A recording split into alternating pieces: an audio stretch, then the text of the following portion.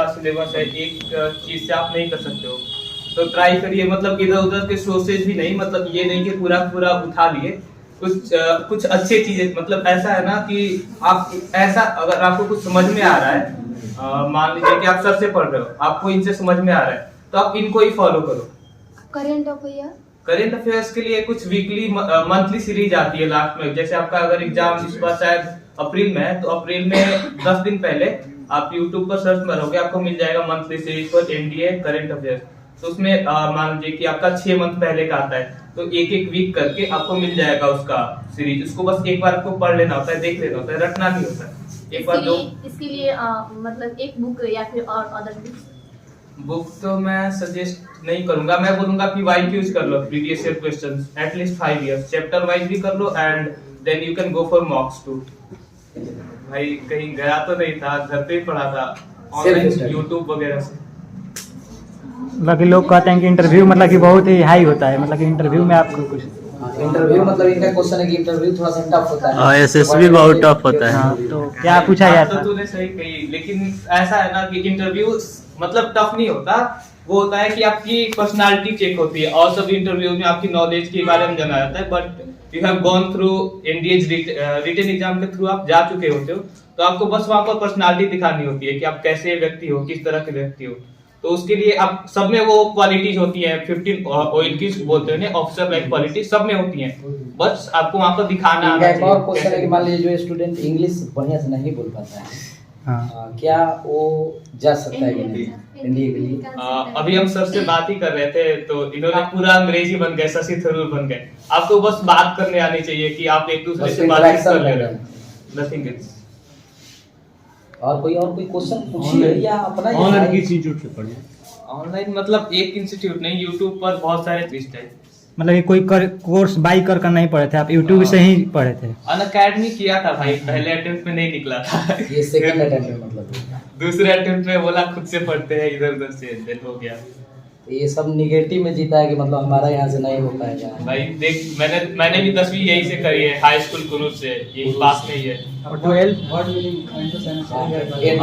वो कैब भाई देख, वो कैब काफी ज्यादा मतलब वो है, वास्ट चीज है। अगर आप सोचते रहोगे यहाँ से पढ़ो वहां से पढ़ो, इधर का वो कैब पढ़ लो, मतलब वो खत्म नहीं होगा। उससे बढ़िया है कि प्रीवियस ईयर जो क्वेश्चंस है, प्रीवियस ईयर में जो उसके वो होते हैं ना ऑप्शन, वो भी देख लो, उनका बस मतलब देख लो, उससे आपको एंटो साइडो सब समझ में आ जाएगा। और फिर प्रैक्टिस कर लो, अच्छा रहेगा। 386 रैंक समझ रहे हैं ना, पूरे ऑल ओवर इंडिया में। This is proud for our. सब टीचर्स लोग बोलते हैं कि कोई कभी एनडीए नहीं निकालता है, तो मेरे से हो पाएगा कि नहीं हो पाएगा? मेरे को किसी टीचर नहीं बोला। मैं जिन टीचर से पढ़ता था, देवर लाइक कि हाँ सबका हो जाएगा, अगर आप अच्छे से पढ़ते हो, अगर आप अच्छे पर्सनालिटी हो, तो आपका जरूर होगा। अगर ऐसा कोई बोलता है तो ही मतलब ये आपका बचपन से एम था या फिर कोई से सजेशन किया कि आप एयरफोर्स में जाइए? एयरफोर्स नहीं, आर्मी में था। और ऐसा नहीं था, क्लास 6 में बहुत सारे लोग सैनिक स्कूल के लिए जाते थे, मेरे दोस्त गए थे, मैं नहीं जा पाया था, मेरे से रिटन एग्जाम नहीं निकला था। तो मुझे पता चला था कि सैनिक स्कूल से लोग नेशनल डिफेंस एकेडमी जाते हैं, मैंने बोला हम भी देख लेंगे 12th के बाद। एसएसबी किस बोर्ड से था आपका? एनडीए में जाने के बाद एसएसबी किस बोर्ड से था आपका? 19 SSB इलाहाबाद। इलाहाबाद कि 5 डेज का प्रोसेस होता है? हाँ, 5 डे प्रोसेस। और थोड़ा बताइए एसएसबी के बारे में, क्या क्या होता है, कैसे कैसे होता है, थोड़ा प्रोसेस बताइए। क्वेश्चन भाई एसएसबी में ऐसा होता है कि आपके पास 5 दिन होते हैं, तो पहला दिन स्क्रीनिंग होता है। स्क्रीनिंग में ऐसा होता है कि आपको एक OER टेस्ट होता है, ऑफिसर इंटेलिजेंस रेटिंग, उसमें 5 से लेके 1 तक मिलता है। 5 मतलब सबसे खराब और 1 मतलब सबसे बढ़िया। वो रीजनिंग टेस्ट होता है, नथिंग एल्स। आपको उसमें ज्यादा दिमाग नहीं लगाना होता। 2 सेट्स मिलते हैं, जैसे मुझे 50-50 के 2 सेट मिले थे, और एक बार टाइम मिला था 35 मिनट और एक बार 32 मिनट। तो आपको वो करना होता है, कोई निगेटिव मार्किंग भी नहीं होती। तो उसके हिसाब से आपको ऑफिसर इंटेलिजेंस रेटिंग मिलती है। फिर दूसरा टेस्ट होता है picture perception and discussion test. तो उसमें ऐसा होता है कि आपको एक पिक्चर दिखाई जाती है और उसपे आपको एक प्रैक्टिकल पॉजिटिव नहीं रहता है।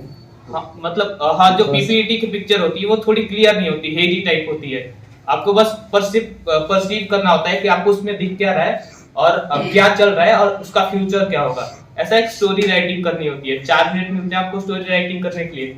फिर आपको ग्रुप्स में बांट दिया जाएगा और आपको एक बैठा दिया जाएगा, कुछ एसेसर्स बैठे होंगे आपके सामने और आपको फिर नरेट करनी होगी स्टोरी। लाइक आपने कितने कैरेक्टर्स देखे वो सब आपको बता देंगे, वहां पर इंस्ट्रक्शंस देते हैं वो। अगर आप कोचिंग नहीं भी लेकर जाते हो ना, उनके इंस्ट्रक्शंस को अच्छे से सुनते हो और समझते हो तो आप लिख लोगे। और फिर आपको वो नरेट करनी होती है। नरेट करने में मोस्टली लड़कों को दिक्कत क्या होती है, वो फंबल कर जाते हैं, बीच में भूल जाते हैं स्टोरी।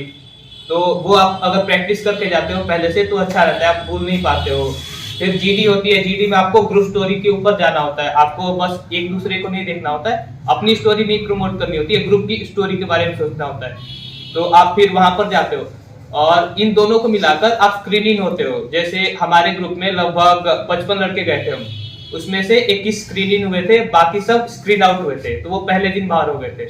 फिर जब आप स्क्रीनिंग हो जाते हो तब आपका ये हो जाता है कि आप नेक्स्ट 4 दिन वहां पर रहने वाले हो। आपको फिर अंदर बुला लिया जाता है। दूसरे दिन साइकोलॉजी टेस्ट होता है जिसमें 12 TAT stories, thematic appreciation test, फिर वैट, फिर और SRT होती है, सिचुएशन रिएक्शन टेस्ट। तो वो एक साइकोलॉजी का मतलब आपको उसके बारे में समझना पड़ेगा, साइकोलॉजी है क्या। वो लगभग 2 घंटे तक चलता है और काफी उसमें मेंटल स्टैमिना चेक किया जाता है कि आप कितना मेंटली सह सकते हो और कितना लिख सकते हो। फिर उसके बाद पर्सनल इंटरव्यू होता है। पर्सनल इंटरव्यू में जो बोर्ड के डिप्टी प्रेसिडेंट होंगे या एडिशनल IO होंगे या फिर प्रेसिडेंट होंगे, वो आपसे बातचीत करेंगे। नॉर्मली वो 1 घंटे 45 मिनट बोलते हैं वो लोग। मेरा तो 30 मिनट चलाता, हो सकता है किसी का 1 घंटे चलाओ, किसी का 2 घंटे चलाओ। वो आपके बारे में जानेंगे, अपने जीवन में क्या किया, आपने 10th कैसे की, आपने 12th कैसे की, आपने JEE क्यों नहीं दिया, आपने अदर एग्जाम CUET क्यों नहीं दिया, आपके कैरियर अल्टरनेटिव्स क्या है, आपके 10th से 12th में मार्क्स क्यों कम आए हैं। These type of questions you will ask। और आपके फैमिली के बारे में जानेंगे, आपके फ्रेंड्स के बारे में जानेंगे, योर एक्स्ट्रा करिकुलर एक्टिविटीज। तो ये सारी चीजें अब वो आपके बारे में जानता है कि आपने अभी तक जीवन में क्या किया है। और फिर वो आपके एम्बिशंस पूछते हैं कि आप आगे क्या करने वाले हो, आप आर्म फोर्सेज क्यों ज्वाइन करना चाहते हो। आपके पास अपने आंसर्स होंगे। फिर वो खत्म होता है। फिर नेक्स्ट टास्क होता है JTO, जो डे 3 और डे 4 तक चलता है। और डे 5 को कॉन्फ्रेंस होता है। तो कॉन्फ्रेंस में जो 3 एसेसर्स होते हैं, एक साइकोलॉजिस्ट, एक इंटरव्यूइंग ऑफिसर और एक GTO, वो तीनों मिलकर, और भी मतलब बहुत सारे लोग होते हैं ना, तो वो मिलकर एक कॉन्फ्रेंस करते हैं आपके बारे में कि ये लड़का कैसा है, इसके बारे में इसको अंदर लेना चाहिए नहीं लेना चाहिए। और आप पर कुछ डाउट होगा तो वो कॉन्फ्रेंस में बुलाएंगे और आपसे वो क्वेश्चंस पूछेंगे जो भी डाउट होगा। और आपका डाउट नहीं होगा तो आपको बुलाएंगे एंड एक्सपीरियंस वगैरह पूछेंगे, कैसा एक्सपीरियंस था SSB में। फिर उसके बाद वो कह देंगे कि ठीक है आप जाओ। फिर रिजल्ट सुना दिया जाता है। अगर आप सिलेक्ट हो गए तो आपको रिकमेंडेड बोला जाता है, अगर आप नहीं हुए तो कॉन्फ्रेंस आउट हो गए, आप फिर घर चले जाते हो। और जो रिकमेंड होते हैं उनका फिर मेडिकल टेस्ट होता है। That's it. पूरा इंग्लिश मीडियम में ही होता है? नहीं भाई, वो वहां पर बता देंगे आपको कि अगर आप मतलब बोलते हो ना इंग्लिश, हो सकता है कि आप बीच में आपको कुछ समझ में ना आ रहा हो, तो उसके लिए स्ट्रेस नहीं लेना होता है। आप हिंदी में बोल लो, फिर अगर आपको जब अच्छा लगे तो आप फिर से इंग्लिश में हो जाओ, कोई दिक्कत नहीं। ऑफिसर्स पूरा इंग्लिश में बात करते हैं? हाँ, मतलब इफ यू विल आस्क कि सर थोड़ा सा ये समझ में नहीं आया, please elaborate, so he will speak in Hindi too. Allow लेकर बोलना पड़ता है? हाँ, अलाउ ही लेकर बोल सकते। अरे अगर आप उनसे रिक्वेस्ट करोगे तो वो जरूर बोल देंगे, ऐसा नहीं है। एग्जाम फेस करने से पहले कौन सा बुक? तो मार्क्स तो नहीं कटेगा ना। नहीं, मैंने बोला था कुछ हिंदी में, ऐसा नहीं है कुछ।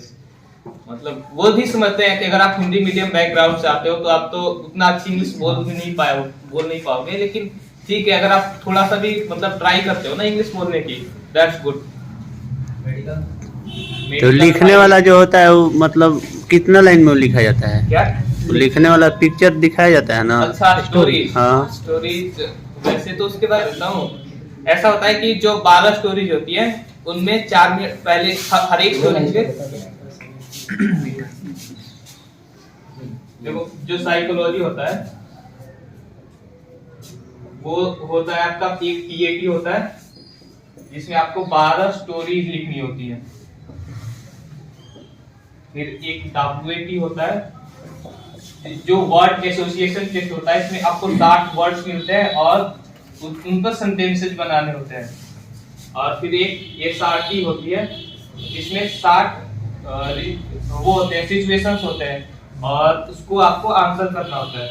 और फिर एक SD होता है सेल्फ डिस्क्रिप्शन, आप अपने बारे में क्या सोचते हो या फिर आपकी किताब के बारे में क्या सोचते हैं। तो जो टीएटी होता है ना, उसमें एक स्टोरी आपको बीच में, ये जितना भी है इसमें बीच में टाइम नहीं मिलता है, लगातार लिखना होता है, तो आपके दिमाग पर थोड़ा सा प्रेशर बनता है। ये जो एक स्टोरी है ना, एक स्टोरी को लिखने के लिए आपको 4 मिनट मिलते हैं, मतलब आपको देखने के लिए 30 सेकंड मिलेंगे और लिखने के लिए 4 मिनट मिलेंगे। तो आपको 4 मिनट में उस स्टोरी को सोचकर लिखना होता है। नॉर्मली 100 वर्ड्स बोलते हैं, लेकिन अगर आपका पावर ऑफ एक्सप्रेशन अच्छा है तो आप हो सकता है कि 80 वर्ड्स में लिख दो, या फिर अगर आप थोड़ा सा लेट लिखते हो तो 120 वर्ड्स में लिख दो। लेकिन दिक्कत यह है ना कि आपके पास टाइम लिमिट होता है, तो फिर आप ट्राई करते हो कि छोटा से छोटा लिखो। बात रही वैट की, तो वैट में आपको ऑब्जर्वेशनल सेंटेंसेस लिखना होता है।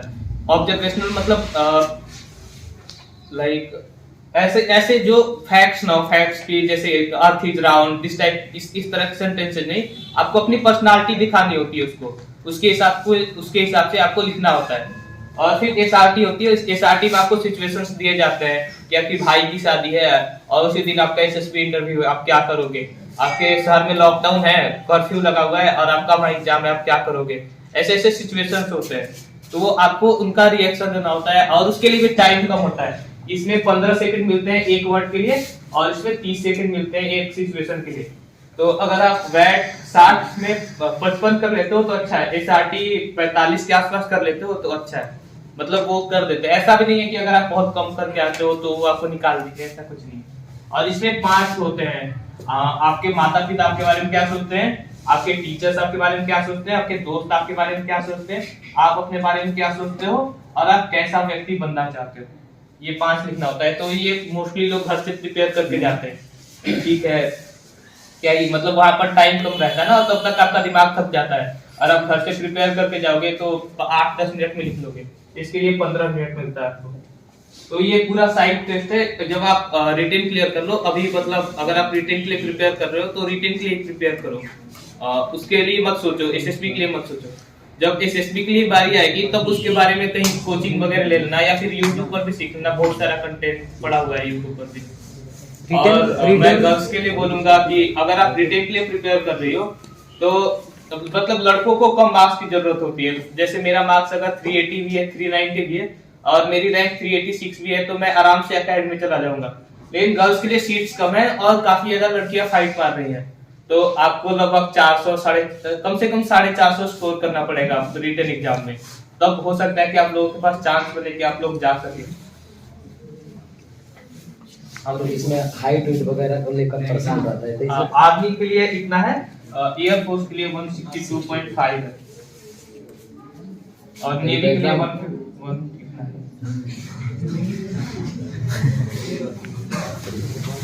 मेल फीमेल दोनों इक्वल हाइट है। फीमेल का 5 सेंटीमीटर कम होगा, मेल फीमेल दोनों सेम पीस हो जाएगा। सर और कोई क्वेश्चन? सर मेडिकल, अरे मेडिकल कैसे होता है? मेडिकल होता है मेडिकल कैसे होता है सर? भाई अगर तू एसएसबी क्लियर कर लेगा ना, एसएसबी क्लियर कर लेगा तो तेरे पास चांस होता है या तो तू अपना मेडिकल एक्सटेंड करवा लेगा, तेरे पास कुछ और काम है, नहीं तो वो वहीं पर अगर आप इलाहाबाद में हो तो वहां पर इलाहाबाद में ही मिलिट्री हॉस्पिटल है, अगर आप भोपाल में हो तो वहां पर भी मिलिट्री हॉस्पिटल है, वहां पर आपको कराया जाता है। तो वो नॉर्मली 5 दिन का प्रोसेस होता है, उसमें आइज आपको सब चीज जितना भी आपका बॉडी पार्ट है वो अच्छे से चेक करेंगे और आपको कुछ प्रॉब्लम होता है तो आपको टेम्परेरी रिजेक्शन देते हैं, आप क्योर करवा के 42 डेज के अंदर दोबारा रिपोर्ट कर सकते हो। एएमबी बोलते हैं उसको, जो दोबारा रिपोर्ट करते हैं, अप्लाई मेडिकल बोर्ड। और आप अगर उसमें भी आपको टीआर मिल जाता है, पीआर तो अब नहीं मिलता, पीआर परमानेंट रिजेक्शन मुझे नहीं लगता किसी भी चीज मिलता है, फिर आप एएमबी से भी रिजेक्ट हो जाते हो तो आपको एक और चांस मिलता है आरएमबी के लिए, रिव्यू मेडिकल बोर्ड। उसमें आपको देश के सबसे बड़े डॉक्टर्स देखते हैं आपको कि क्या दिक्कत है आपको, अगर आप क्लियर होने वाले होगे तो आपका हो जाएगा। तो मेडिकल का कोई दिक्कत नहीं है, मोस्टली लोग मेडिकल क्लियर कर लेते हैं। दिक्कत एसएसबी में है थोड़ा सा, एसएसबी में भी दिक्कत नहीं है भाई, एसएसबी आपके थिंकिंग में। हाँ, अगर तू सोचेगा ना, मैंने देखा है लड़के या तो बहुत ज्यादा डिस्परेट होते हैं या फिर बहुत ज्यादा निगेटिव होते हैं। अगर तू सोच के ही जाएगा कि मेरा होने नहीं वाला है तो वो तेरा क्यों करेगा, वो किसी और को लेगा कि जो जाएगा। पहले ही से माइंड में सोच के जाएगा ना हमको नहीं जाना है। हाँ आप पहले ही से करे वो इतना टफ है। और राइटिंग पे डिपेंड होता है कि नहीं? मतलब उसको समझ में आना चाहिए। तुम्हारा लिखा हुआ समझ में आना चाहिए। रिटर्न क्लियर करने के लिए क्या करना चाहिए? रिटर्न क्लियर करने के लिए पढ़ना पड़ेगा। वो तो सर ठीक है, मतलब कौन से बुक से प्रिपरेशन करना है? बुक से अच्छा रिटेल का भाई मैं बता देता हूँ। बता दीजिए प्रीवियस ईयर पे बताइए कि ये पिछला बता दीजिए। देखो अगर मैथ में है ना तो मैथ में 300 मार्क्स होते हैं और आपको इसमें बस अगर आप देखोगे ना इसमें सेक्शनल कट ऑफ होता है और 600 जीएटी में होता है। सब जानता है सब ये तो तो 300 में अगर आप देखोगे 120 क्वेश्चन आते हैं ना तो मैथ में आपको ज्यादा स्कोर करने के लिए इसमें देखो 2.5 मार्क्स होते हैं एक क्वेश्चन पर और इसमें होते हैं आपके 4 मार्क्स 4 मार्क्स। तो ये देखो ना कि आपको किसमें ज्यादा स्कोर करने को मिलेगा उसमें जीएटी में ऑफ कोर्स। तो आप मैथ्स पर इतना ध्यान लगाओ कि आपका सेक्शनल कट ऑफ पार हो जाए। मैथ में आपका सेक्शनल कट ऑफ होता है 75 और जीएटी का लगभग मान लो ना उसका 25% अक्सर 25% ही होता है, कभी कभी 20% आ जाता है जब काफी खराब लड़कों का जाता है। तो मान लो कि वो जीएटी का देख लेंगे 75 मार्क्स का आपको पार करना है तो आपको ज्यादा कुछ नहीं करना है। 120 क्वेश्चंस में आप ट्राई करो कि 70 से 80 क्वेश्चंस टारगेट कर लो। मे बी आपका कोई सेक्शन वीक हो, आप उसके हिसाब से स्ट्रेटेजीज बनाओ कि हाँ आप पहले प्रीवियस ईयर क्वेश्चंस या फिर आपको अगर कोई बुक खरीदोगे ना प्रीवियस ईयर का तो उसमें बताता है कि इस चैप्टर से इतने क्वेश्चंस आते हैं, इस चैप्टर से इतने क्वेश्चंस आते हैं। तो आप एक एवरेज निकाल लो कि अगर मैं ये चैप्टर पूरा तगड़ा करके जाऊंगा, इसके सारे प्रीवियस ईयर मेरे से बन जा रहे हैं, इसके ये कॉन्सेप्ट मैंने कर रखे हैं, तो आपको फिर आइडिया आ जाता है कि यहाँ से कर सकता हूँ। और अगर आप मैथ्स पढ़ना और मैथ्स मतलब आप ट्राई करो कि 100 या 120 के आसपास स्कोर करो। इंग्लिश हाँ इंग्लिश भाई इंग्लिश देखो इंग्लिश का ठीक है, तुम्हारे 30 जो क्वेश्चंस होते हैं वो बुकैब के होते हैं। हाँ और बाकी 10 सेंटेंस रीअरेंजमेंट और बाकी 10 common error spotting error. Common error तो मतलब स्पॉटिंग एरर तो मतलब आप जब ग्रामर पढ़ लोगे उसके बाद प्रीवियस ईयर क्वेश्चंस कर लो उसके एनडीए वाले जो आपको मिल जाएंगे 10 साल के, जब कर लोगे आपको काफी ज्यादा आइडिया हो जाता है कि स्पॉटिंग एरर क्या है। जो इंग्लिश है ना काफी ज्यादा स्कोरिंग सब्जेक्ट है भाई। अगर आप देखोगे जीएटी को भी आप 3 पार्ट में बांट सकते हो 200 200 200। तो जो ये 200 होता है ना इसमें 150 स्कोर करना काफी आसान होता है जी बस इंग्लिश में ही। बाकी जीएस तो भाई काफी ज्यादा वास्ट होता है, उसमें आप सब करते हैं मेहनत करोगे तो 150 नंबर का क्या है जो दिया भी है ये दिया था और 2-4 स्टूडेंट दिए। बहुत अच्छा है। और आप इसमें 150 कर लेते हो तो आपके लिए काफी ज्यादा इजी हो जाता है फिर आगे का करना। फिर आप साइंस तो देख लो, अगर आप साइंस के स्टूडेंट्स हो तो आपके लिए साइंस भी ज्यादा कोई बड़ा वो नहीं होगा, सर दर्द नहीं होगा, normal easy question 10th basis से आता है।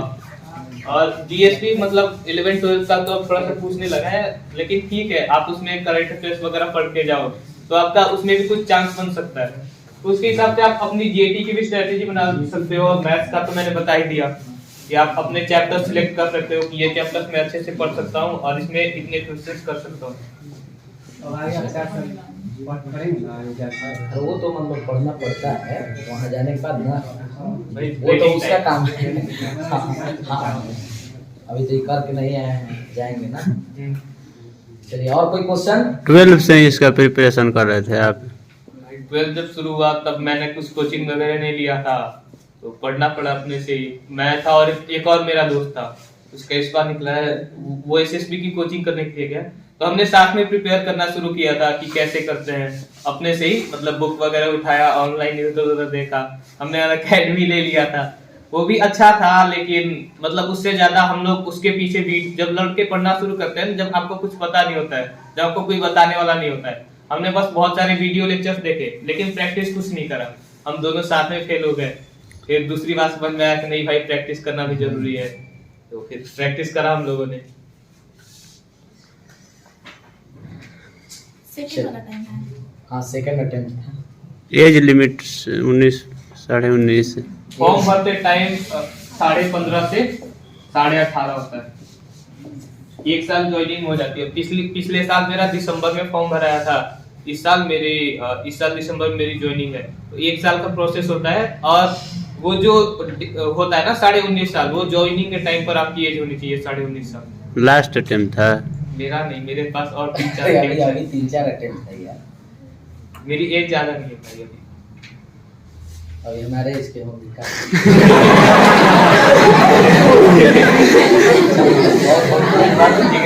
चलो एक बार